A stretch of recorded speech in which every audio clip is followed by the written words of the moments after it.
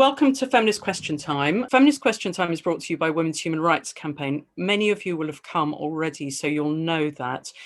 Our main focus is defending women's sex-based rights, and that you could find more information on our website, womensdeclaration.com, where you'll find our declaration on women's sex-based rights. It's been signed by 15,030 people from 127 countries and is supported by 310 organisations. This week, we are focusing on feminism and the environment, and we have three speakers. We have Lierre Keith from the United States, we have Susan Hawthorne from Australia, and we have Kate Graham from the UK. Each of our speakers is going to give a 20 to 25-minute presentation on the theme of feminism and the environment and around those themes. First of all, we're going to hear from Lierre Keith. She's the author of 7 books and has been a radical feminist for 40 years. She is the co-founder of Wolf, and she's going to talk to us about her new book, which has been published in the last couple of days, which is Bright Green Lies. And so it's a great pleasure for me to be able to welcome Lierre Keith. Over to you, Lierre. There we go. In the beginning, 2 million years ago, don't worry, I'm going to go fast, the genus Homo arrives on the plains of Africa, and that's us. Homo sapiens appears 400,000 years ago, and by 200,000 years ago, they're identical to modern humans. By 100,000 years ago, we're burying our dead, and we're doing it ritualistically. By 50,000 years ago, we have modern human culture. People are making clothes from hides, jewelry, musical instruments. They've got more sophisticated hunting techniques. There's barter, and there's art. We're painting a lot of animals. And this is the second most common art project. The oldest known musical instrument was found near her. It was a flute carved from a vulture bone. And there are the remains of the usual reindeer, cave bear, ibex, mammoths, all the animals people were eating. The first art we ever made was art of the megafauna and the megafemales, because that was who gave us life. The first thing we did with our human consciousness was say thank you. I think this is the beginning of religion, and that the sacredness of awe and thanksgiving is built into us, body and brain. And for all that time, for 2 million years, we were not monsters and destroyers. We were participants. If the length of that field is our time on Earth, it's only the last half yard that represents the time we've been doing agriculture. The last 1/5 of an inch would be the Industrial Revolution. So at half a yard is where the disaster begins. In maybe 14 places around the world, people completely change their way of life with an activity called agriculture. In very brute terms, you take a piece of land, you clear every living thing off it, and I mean down to the bacteria, and then you plant it to human use. So it's biotic cleansing. This is Iraq, one of the places agriculture started. No one in their right mind would call this place the Fertile Crescent now. This is Iran. 94% of the land is degraded. That's not a mountain in the background, that's dust. That's soil that's been turned to dust.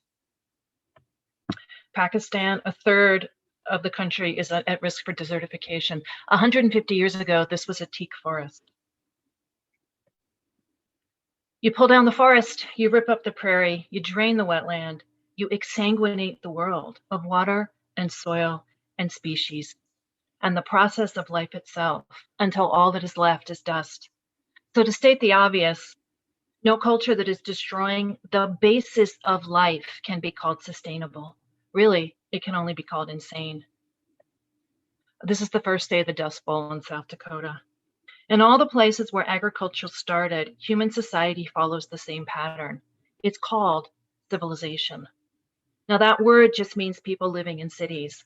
What that actually means is that they need more than the land can give. Food, water, energy have to come from somewhere else.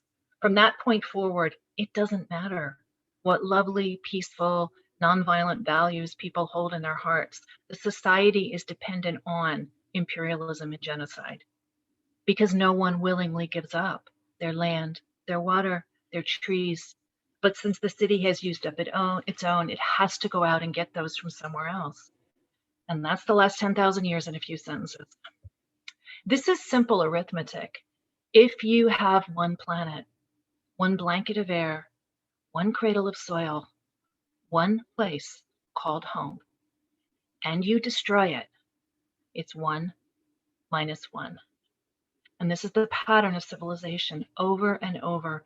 There's a bloated power center surrounded by conquered colonies from which the center extracts what it wants until eventually it collapses. And that collapse takes between 800 and maybe 2,000 years until the soil gives out. Make no mistake, the planet has been skinned alive, and what should be habitat for millions of creatures turns into salt and dust. Agricultural societies end up militarized, and they always do, for 3 reasons. 1, agriculture creates a surplus, and if it can be stored, it can be stolen. So agriculturists need that surplus to be protected. Number 2 is imperialism. Agriculture is a war against the natural world. Eventually, the agriculturalists need more land, more soil, more resources. So there's an entire class of people whose job is war, whose job is taking land and resources by force. Agriculture makes that possible. It also makes it inevitable. And 3 is slavery. By the year 1800, it's the beginning of the fossil fuel age, 3/4 of the people on the planet were living in conditions of slavery, indenture, or serfdom. The only reason we've forgotten that is because we're using machines now, fossil fuel, to do that work. And of course, once you have huge numbers of the population in slavery, you need someone to keep them there. The symbiosis of technology and culture is what Lewis Mumford called a technic. A social milieu creates specific technologies, which in turn shape the culture. He writes, a new configuration of technical invention, scientific observation, and centralized political control gave rise to the peculiar mode of life we may now identify without eulogy as civilization. Its Herculean feats of mechanical organization rested on ruthless physical coercion, forced labor, and slavery. This centralized techniques created complex human machines composed of specialized, standardized, replaceable, interdependent parts, the work army, the military army, the bureaucracy. These work armies and military armies raised the ceiling of human achievement, the first in mass construction, the second in mass destruction, both on a scale hitherto inconceivable. Technology is anything but neutral or passive in its effects. The plowshares will require swords and then armies of slaves and soldiers. The technique that is civilization has required weapons of conquest from the beginning. Farming spread by genocide, the destruction of Cro-Magnon Europe, the culture that bequeathed us Lascaux, took maybe 300 years by the farmer soldiers from the Near East. The only thing exchanged between the two cultures was violence. All these artifacts are weapons, and there is no reason to believe that they were exchanged in a nonviolent manner. Technologies contain the transmutational force of a technic, creating a seamless suite of social institutions and corresponding ideologies. Technics are never neutral.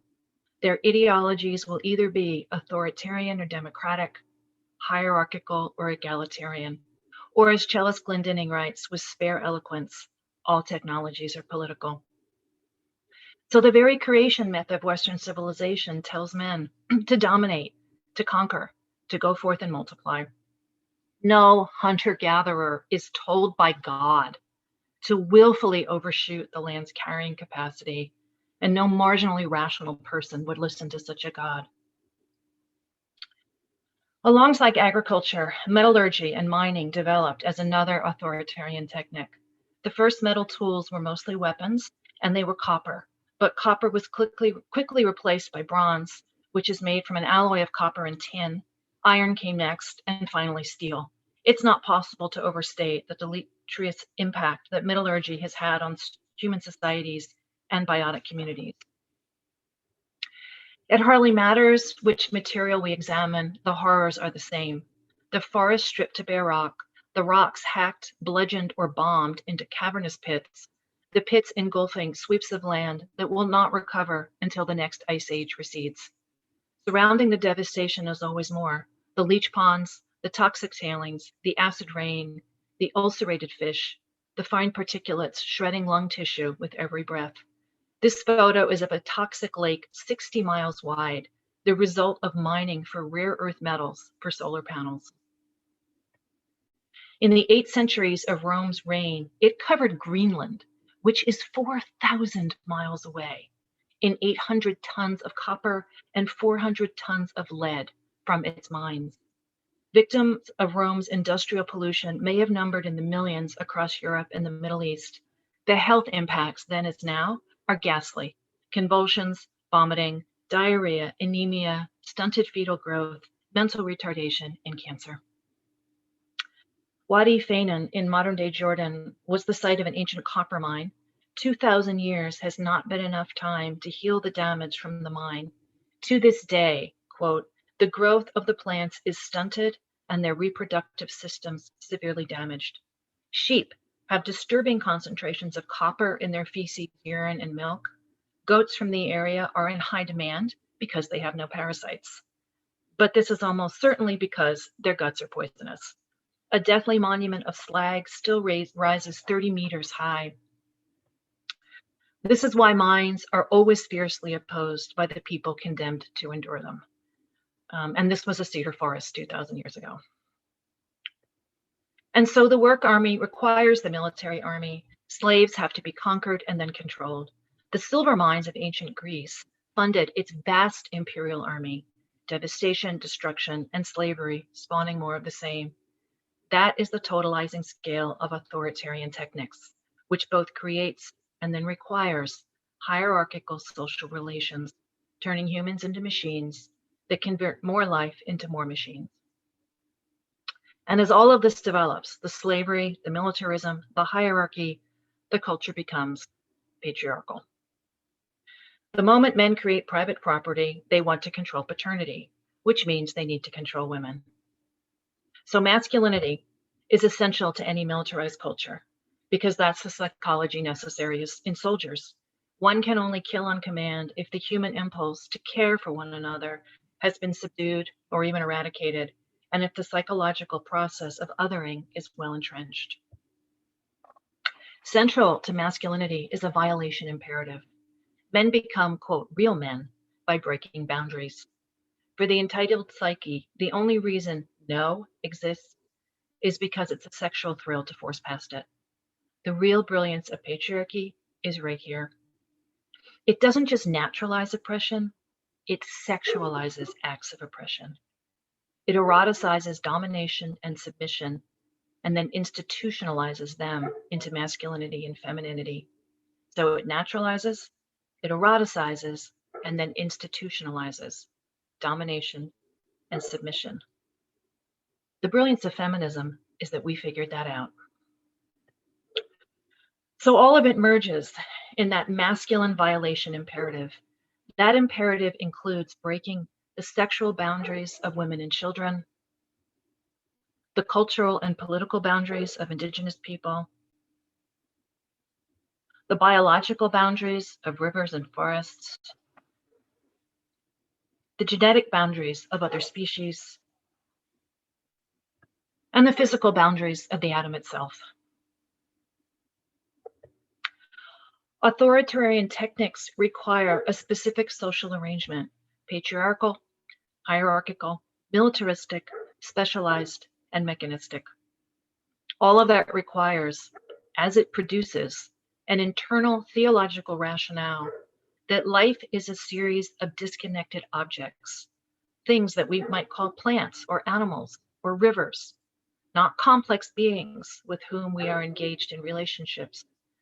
Mechanical objects are not self-willed creatures. They don't call respect from us. They barely deserve notice. They exist to be used. René Descartes bragged, "I have described this earth and indeed this whole visible world as a machine." Our science is a series of discoveries designed to let us use them better, and use them we have. There is no break in the system. Why would there be? Indeed, violation is built into mechanistic science. Francis Bacon, who is credited with the creation of the scientific method, was also a legal inquisitor at witch trials. His practical objective was bluntly, quote, dominion over creation, which could be achieved by, quote, the inquisition of mechanical experimentation. 300 years later, Erich Fromm describes sadism as, quote, the passion to have absolute and unrestricted control over a living being. Is there a more apt description of industrial civilization? Its technology has emptied rivers, crushed mountains, damaged the climate, and broken the boundaries of the atom itself. And the endpoint of sadism is necrophilia, the passion to transform that which is alive into something unalive, to destroy for the sake of destruction, the exclusive interest in all that is purely mechanical. Or as Mary Daly wrote in 1978, patriarchy is itself the prevailing religion of the entire planet, and its essential message is necrophilia. Having declared the cosmos lifeless, industrial humans are now transforming the biosphere into the technosphere, a dead world of our own artifacts that life as a whole may not survive. So that's chapter 1 of our book, Bright Green Lies. I was trying to set the framework for the rest of it. We have 3 main themes in the other 12 chapters. So the facts as they stand. The first is that industrial civilization requires industrial levels of energy. That's what it takes to fuel the wholesale conversion of living communities into dead commodities. That conversion is itself the problem. The task before us is not how to continue to fuel that conversion, it's how to stop it. The second point is that fossil fuel, especially oil, is functionally irreplaceable. The proposed alternatives like solar, wind, hydro, biomass will never scale up to power an industrial economy. You can't argue with physics, Bill McKibben likes to say. No, you can't, and he of all people should know better. Third, the proposed technologies are in their own right assaults against the living world. From the beginning to end, they require industrial scale devastation, open pit mining, deforestation, soil toxification that's permanent on anything but a geologic timescale, extirpation and extinction of vulnerable species, and oh yes, fossil fuels. So-called green technologies are some of the most destructive industrial processes ever invented, and the scale of them is grotesque. They will not save the earth, they will only hasten its demise. Once we fought for the living, now we are told to fight for their deaths, as the turbines come for the mountains and solar conquers the deserts. Every last one of us descends from a line of people who fought, as civilization is universally resisted. But our choice is now very stark: stand with the living or go down with the dead. So I was asked a set of very specific questions, most of which I think I've covered, but 2 are not addressed directly. So if I've got a moment, I'm going to finish this. One question: why do you keep focusing on environmental issues? And I think that's a really good question given the war against women. But my answer is, to quote Rachel Carson, there would be no peace for me if I kept silent. And the second question: is transgender ideology linked in any way to climate change and the destruction of life on Earth? And yes, it's deeply connected. And in getting ready for this presentation, I went back into Mary Daly's book, Gynecology, to grab that quote from her. And I read that book 40 years ago, like literally 40 years ago this month, I was reading that book. And I cannot believe how prophetic she was. So I'm going to let her answer that question because I can't say this any better. Mary Shelley, I can't read it, I hope you can. She wrote Frankenstein, foretelling the technological father's fusion of male mother miming and necrophilia, and a boundary violation that ultimately points toward the total elimination of women. Today, the Frankenstein phenomenon is omnipresent, not only in religious myth, but in its offspring, phallocratic technology. The insane desire for power, the madness of boundary violation, is the mark of necrophiliacs who sense the lack of soul, spirit, life-loving principle with themselves, and therefore try to invade and kill off all spirit, substituting conglomerates of corpses. Transsexualism is an example of male surgical siring, which invades the female world with substitutes. Male-mothered genetic engineering is an attempt to create without women. The projected manufacture by men of artificial wombs, of cyborgs, which will be part flesh, part robot, of clones, all are manifestations of phallotechnic boundary violation. The pseudo-creative power of boundary violations is clearly an invasion of women's bodies, spirits, and of all our kind: earth, air, fire, water. Lierre's a member of Deep Green Resistance, which is one of our first signatory organisations for the Declaration on Women's Sex-Based Rights. It's an environmental organisation that's trying to do things to solve some of the problems that Lierre's laid out. So if you are one of the people who does want to be involved in the environmental movement, or with others who are really working on this, it's the only green organisation that has signed the declaration, apart from Georgia Green Party, who have also signed the declaration, but it's probably a less of a global organisation. So if you live in Georgia, join the Georgia Green Party. But if you're international, the Deep Green Resistance are a really good organisation, and they signed the declaration. And as I said, Lierre has been a feminist, she said a feminist sort of for many, many years. So it's a very, it's not as exhausting and tiring and problematic as joining pretty much any other green organisation who really don't understand our feminist politics. Yeah, I was looking over some of the questions that women were typing in as we were talking. And one thing I do like to add, I try to put this in the body of every talk, but I had, narrowed it down to not go over. There's, often a lot of concern about the concept of sort of population control. And I mean, people are worried about this for good reason, because that's just created horrendous human rights horrors around the world, like China and the one-child policy. And of course, it's women who always bear the brunt of these things. But that's not a way forward. It doesn't even really work, besides being absolutely hellacious for women. The thing that does work, this really has been studied, and it's not something we need to be afraid of, because the thing that does work is raising the status of women and girls. If you want to drop the birth rate anywhere in the world, that's what you do. In fact, the number one thing you can do, there's one action that covers it all, and it's teach a girl to read. That when women and girls have even that much more power over their lives, they will be able to choose to have fewer children, and they do. As it turns out, all things being equal, like if everybody has enough food, housing, kind of basic stuff covers, the average couple really only wants 2 children. That's where it stabilizes. So we seem to have an internal mechanism that says replacement levels keep us happy, and that's kind of what most people want in the end. It's all these other pressures that drive population upward, with patriarchy and capitalism and all this kind of stuff. So really, we all have to be feminists.